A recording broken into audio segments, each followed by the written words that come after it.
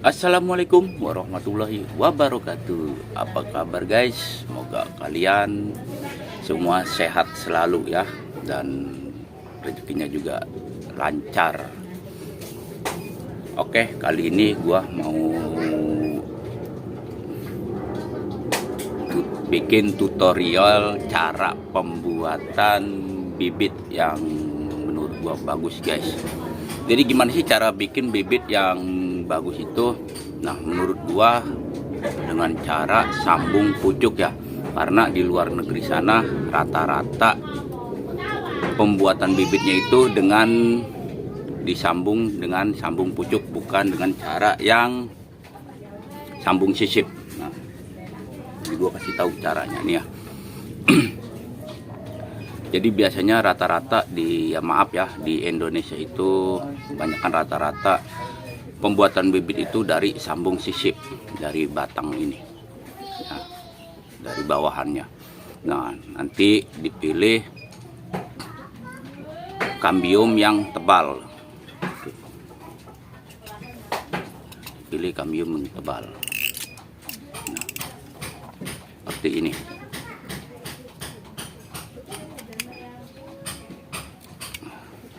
Dipilih kambium yang tebal seperti ini ya. Nih. Nah, jadi menurut gua pembuatan bibit dengan cara disisip ini kurang efektif guys ya. Itu menurut penilaian gua pribadi. Jadi cara sambung sisip ini kurang efektif. Karena apa sih? Karena jika kita membuat bibit dengan cara sambung sisip seperti ini, pasti ada salah satu kambium yang mati.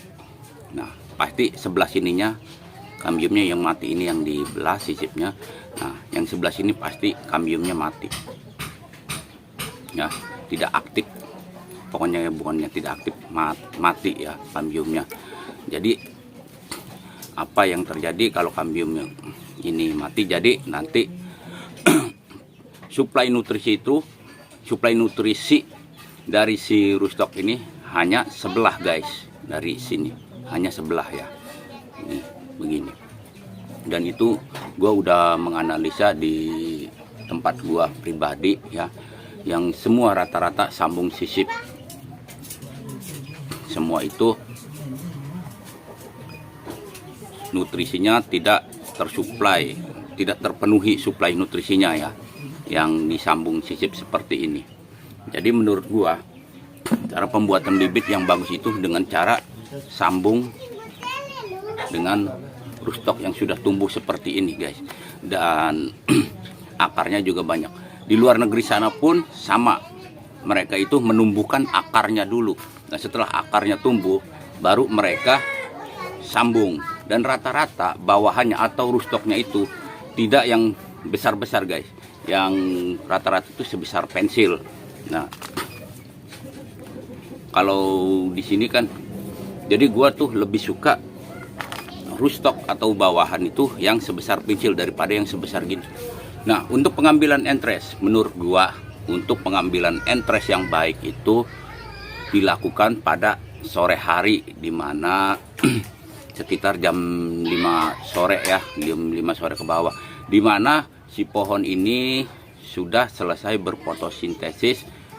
Maksudnya sudah selesai berfotosintesis, jadi suplai nutrisi itu sedang berjalan guys. Nah, jadi gua ambil dulu entresnya ya. Kalau ini gua belum jam 5 sore, ini masih jam 4. Gua ambil entresnya dulu.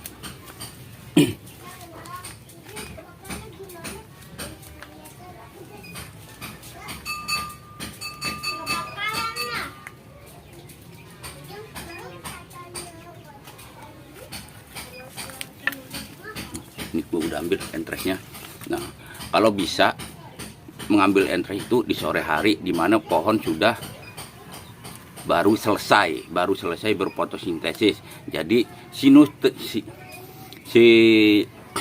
nutrisi yang difotosintesis ini, yang dimasak dari daun ini, dia sedang menyuplai, sedang mentransfer nutrisi ke batang-batang guys. Nah,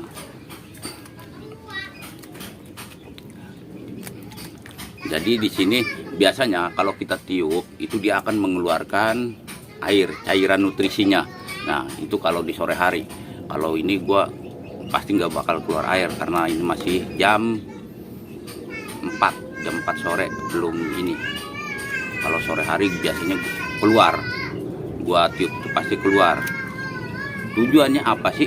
Ya tujuannya untuk menekan kegagalan pembuatan bibit kita, guys.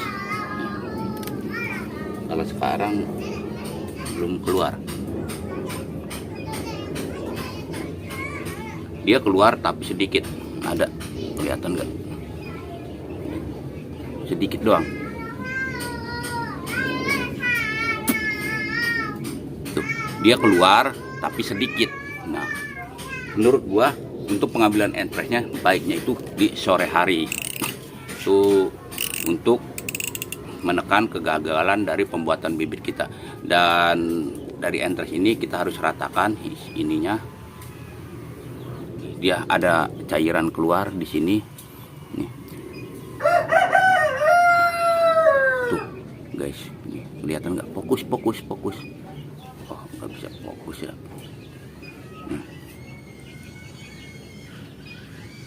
Tapi kalau ini kelihatan, guys, nih nutrisinya, airnya itu keluar dia, cairan nutrisinya. Karena si daun ini sedang melakukan fotosintesis.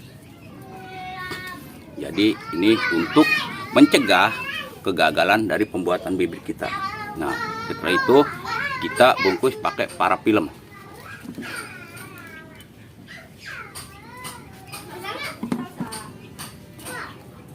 Nah, cara pembungkusan parafilm ini juga kita harus benar-benar rapat ya, guys ya. Maksudnya biar benar-benar ngepres gitu, tidak ada celak-celak atau gelembung pada si entresnya. Jadi caranya gini. Kalau bisa kita lewatkan dulu dari si batnya ini. Nih, kita lewatkan dulu dari batnya. Kita lilit sampai atas, baru kita ke bawah lagi, terus baru batnya kita tutup. Nah,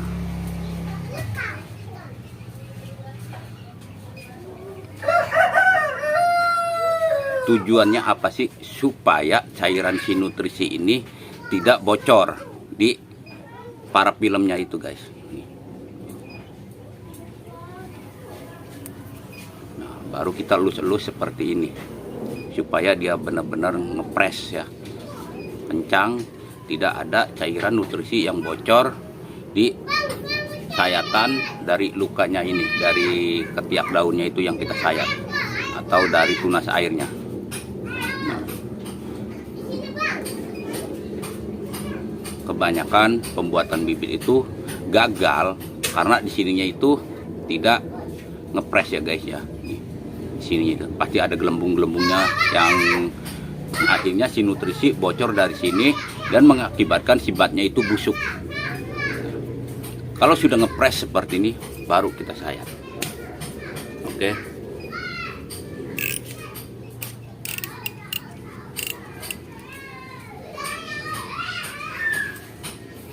Kita sayat.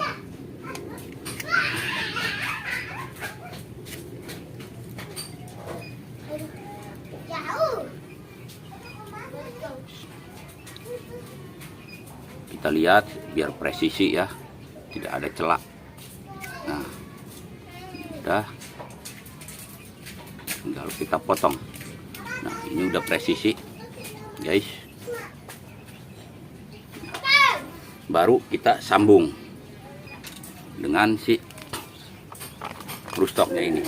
Nah, kita juga harus melihat ya dari sisi batnya ini, tumbuhnya ini. Nah, sebelah mana? Jadi kita jangan diratakan. Misalkan di sini bat yang akan tumbuh, kita sambung di sini berlurusan. Itu jangan, guys. Kalau bisa kita harus mengikuti kodrat dari si pohon anggurnya ini ya. Kalau ini gua di sini sebelah kiri ya, kiri nih. Jadi kita ambil yang kiri. Oke, kita potong.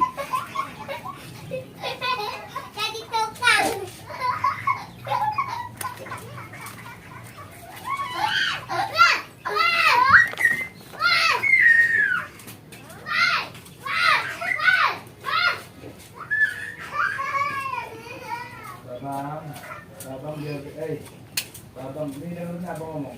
Babang dia bisa ya. Ini dulu, dia. Dengerin abang ngomong. Babang dia. Guys, ini menutup dengan sempurna ya. Klop si bibitnya ini. Si sambungannya, maksudnya bukan bibitnya. Sambungannya ini menutup dengan sempurna. Nah, baru kita tutup lagi dengan parafilm. Kita jangan pakai grafik net ya, kita pakai parafilm karena sifat parafilm itu elastis guys. Kalau kita pakai grafik tape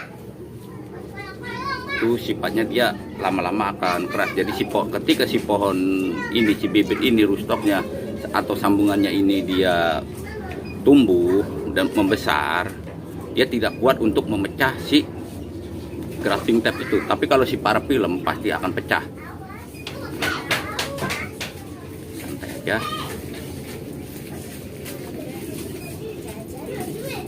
Pintar dulu.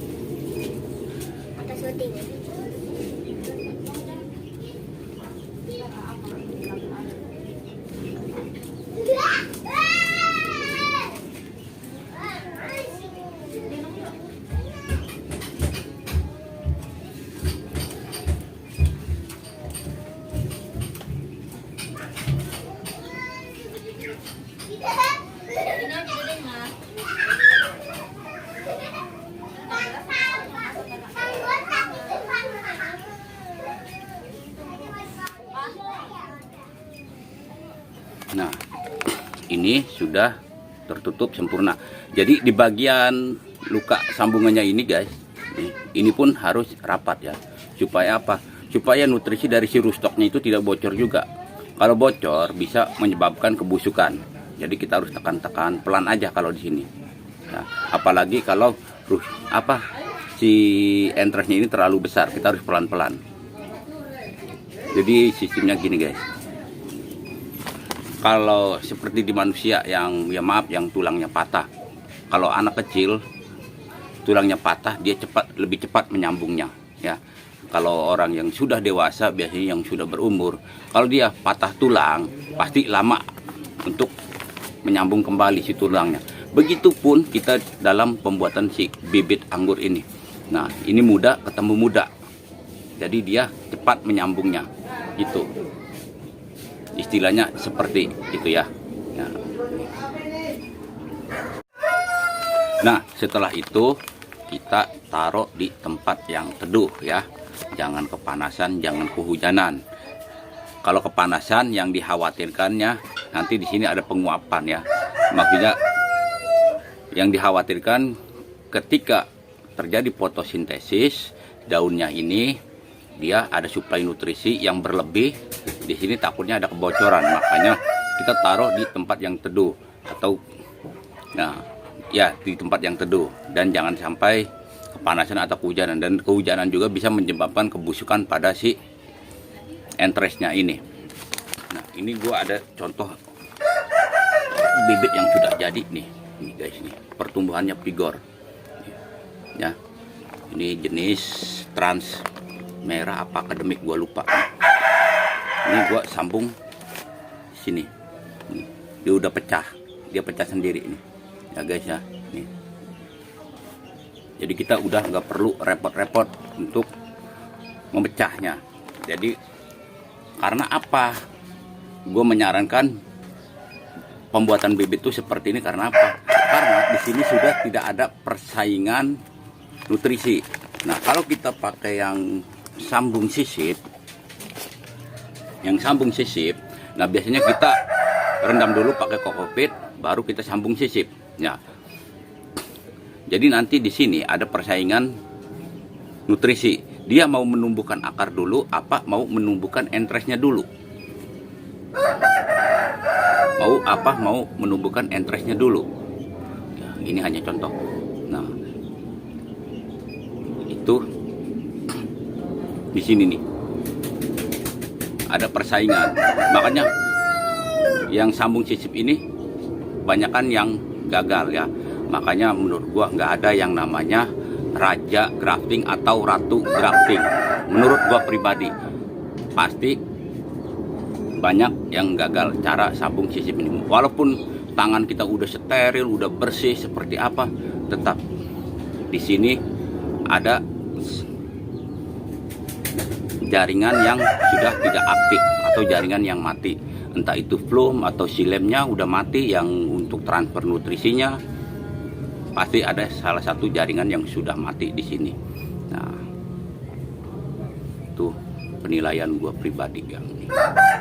Jadi lebih baik kalau kita cara membuat bibit itu, rootstocknya jangan terlalu besar, kita tanam dulu, kita tumbuhkan akarnya dulu, tumbuhkan daunnya dulu, maksudnya kita tumbuhkan dulu gitu ya. Setelah tumbuh 5-10 daun baru kita sambung. Nah, keuntungannya apa sih kalau cara pembuatan bibit seperti ini? Kalau kita gagal, dia masih bisa tumbuh lagi guys di sininya. Nah, kita sambung lagi, gagal lagi, kita sambung lagi. Nah, si rootstocknya ini tidak akan mati. Tapi kalau kita sambung sisip seperti ini, kalau kita gagal ya udah gagal, kita buang, ya kan? Makanya gue menyarankan bikin bibit tuh seperti ini supaya apa? Tidak membuang-buang biaya. Menurut gue cara pembuatan bibit seperti ini, jangankan yang sudah ahli, yang belum ahli pun pasti bisa untuk para pemula ya. Gue saranin bikin bibit tuh seperti ini. Karena apa? Nanti setelah pohon dewasa dia akan menyambung sempurna. Tidak seperti yang sambung sisip seperti ini. Kalau yang sambung sisip seperti ini, di sininya tidak akan tersambung sempurna. Apalagi kita pakai bonggolan yang sebesar lengan kita, pasti tidak akan menyambung sempurna. Si entresnya ini tidak bisa menutup yang bagian sini, karena di sini gua udah ada contohnya, rata-rata itu mati di sininya. Nah, dan akarnya pun biasanya yang bonggolan yang sebesar gede gini, sebesar tangan gini ya, selengan tangan ini, biasanya akarnya itu sedikit guys, cuman satu di sininya, sedikit, tidak berputar gitu, tidak mutar keluarnya, tidak banyak keluarnya gitu, paling hanya 1-2 akarnya itu pasti sedikit. Nah, kenapa sih gue menyarankan bikin bibit seperti itu? Kita tumbuhkan dulu untuk mencegah kegagalan. Dan kita tahu sendiri ya, kalau kita beli sekilo itu harganya 50.000 ke atas atau berapa. Kalau kita pemula kan, kalau banyak yang mati kan rugi ya. Syukur-syukur pas kita grafting, entresnya mati, sininya tumbuh. Syukur-syukur begitu ya. Syukur. Nah, kalau kita sambung sisip begini, kalau kita tanam, dia tumbuh, alhamdulillah. Nggak tumbuh ya gimana? Maksudnya apa ya? Gini, jika entresnya ini gagal, dia tumbuh sininya, batnya di sininya, itu alhamdulillah. Tapi biasanya kebanyakan yang gagal, yang nggak tumbuh, batnya itu nggak pecah gitu. Ada yang pecah, ada yang tumbuh, maksudnya ada yang tumbuh, biasanya 2-3 minggu biasanya, atau 1 bulan biasanya dia mati karena akarnya nggak ada. Dia mengandalkan nutrisi yang ada di kambium sini biasanya. Nah, makanya gue menyarankan bikin bibit tuh cara sambung begini, karena di luar negeri sana pun rata-rata seperti, bukan seperti ini ya, rata-rata tuh dia sambung tuh klop di sini, karena dia ada alatnya itu yang kayak tap, apa itu, kayak yang kayak tap tool itu, dia sambung sempurna di sini. Jadi si kambiumnya itu tertutup semua. Nah, jadi setelah besar pun dia menutup rapat, yang misalnya seperti ini nih.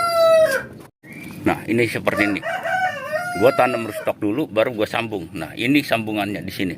Dia menutup sempurna, ya. Tuh, menutup sempurna sambungannya. Ini,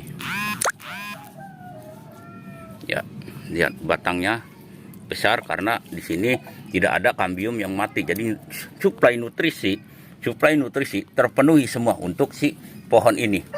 Nih, lihat, ya kan? Ini rootstock, ini atasnya. Ini kalau bahasa sekarang ini kalau bahasa sekarang tuh ini sekionnya, ini impornya, lihat perbedaannya besar. Nah, dan ini yang sambung sisip, lihat ini yang sambung sisip ini mati. Nih, fokus, ini mati, mati sampai sini, kelihatan kan? Nih, padahal gua grounding, nih mati, tuh sampai bawah, guys. Nih sampai bawah, nih gua korek, tuh, korek, tuh ini akarnya, dia mati, ya, kelihatan kan? Ini mati. Nah, akhirnya apa yang terjadi ketika suplai nutrisi ini cuman setengah gitu, setengah doang. Nah, di pohon ini akhirnya apa? Pohon ini tidak kuat menyuplai nutrisi. Nah, banyak tersier mati. Nih, ini mati. Nih, pada mati tersiernya. Karena suplai nutrisi tidak terpenuhi. Ini tumbuh. Tumbuhnya hanya di ujung. Banyak tersier yang mati karena suplai nutrisi tidak terpenuhi. Oke guys, tadi itu cara pembuatan bibit anggur yang menurut gua pribadi itu cara yang benar. Semoga kalian semua bisa memahami apa yang gua kasih buat kalian semua, baik itu untuk pemula ataupun yang udah biasa bikin bibit anggur ya. Jadi sekian dulu video dari gua. Apabila ada kata-kata gua yang salah, gua mohon maaf. Tolong dimaafkan kalau gua ada kata-kata yang salah. Cuman di sini gua hanya memberi tutorial yang baik dan benar cara pembuatan bibit anggur seperti yang di luar negeri sana.